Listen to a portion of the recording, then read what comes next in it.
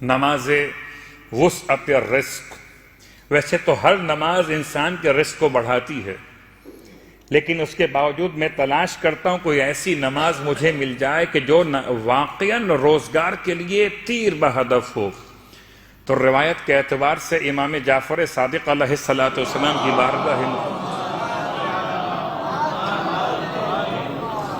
یہ 2 رکعت نماز ہے۔ یہ بات یاد رکھیے کہ مولائے متقیان جیسی عظیم شخصیت بھی جب گھر سے باہر کسی اہم کام سے نکلتے تھے تو آپ 2 رکعت نماز پڑھ کر اس اہم کام کے لیے خدا سے مدد طلب کرتے تھے، میرے اور آپ کی ہدایت کے لیے، میری اور آپ کی تعلیم اور تربیت کے لیے۔ اور قرآن مجید بھی مجھ سے بھی کہتا ہے اور آپ سے بھی کہتا ہے وَاسْتَعِینُوا بِالصَّبْرِ وَالصَّلَاةِ، اپنے کاموں میں مدد طلب کرو، نماز سے بھی اور روزے سے بھی۔ 2 رکعت نماز وسعت الرزق کے لیے۔ یہ نماز کیسے پڑھی جائے؟ کہ بالکل 2 رکعتوں کی نیت یہ ہوگی، نماز پڑھتا ہوں 2 رکعت برائے وسعت الرزق قربتاً الی اللہ۔ اور اگر گھر میں خاتون بھی پڑھیں تو بہت زیادہ بہتر ہے کہ مسئلہ رزق میں دونوں کا ایک مسئلہ ہے، مردوں کا بھی ہے اور خواتین کا بھی ہے۔ کبھی ہو سکتا ہے نصیب خواتین کا ہو، کبھی ہو سکتا ہے نصیب مردوں کا ہو۔ 2 رکعت نماز ہے، مشکل نماز نہیں ہے۔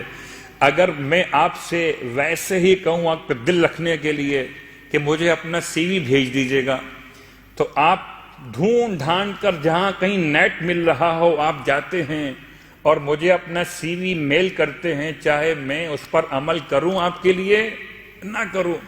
اگر مجھے اپنا سی وی میل کر سکتے ہیں تو آئیے اپنے رب کو اپنا سی وی میل کیجئے 2 رکعت نماز پڑھ کے۔ اور پھر خدا تو ایسا مہربان خدا ہے کہ سارے لوگ ساتھ چھوڑ دیں تو یہ ہو سکتا ہے کہ چھوڑ دیں، مگر ایک ہی ذات وہ ہے جو انسان کا ساتھ کبھی نہیں چھوڑتی، اور اسے ہی تو خدا کہتے ہیں۔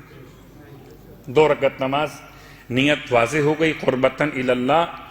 رکعت اول میں الحمد کے بعد 3 مرتبہ سورہ انا اعطیناک الکوثر۔ اتنا آسان طریقہ ہے کہ ایک مشکل نہیں ہے۔ انسان ہم جتنے بیٹھے ہوئے ہیں کوئی اور سورہ یاد ہو کہ نہ ہو، مگر سورہ کوثر تو یاد ہوتی۔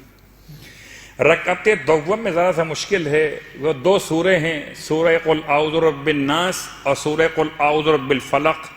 پہلے فلق پڑھیے 3 دفعہ، پھر سورہ ناس پڑھیے 3 دفعہ۔ رکعت دوم میں الحمد کے بعد سورہ فلق، سورہ ناس 3 دفعہ، پھر قنوت و رکوع و سجود اور تشہد و سلام عام نماز فجر کی طرح مکمل کر لیجئے۔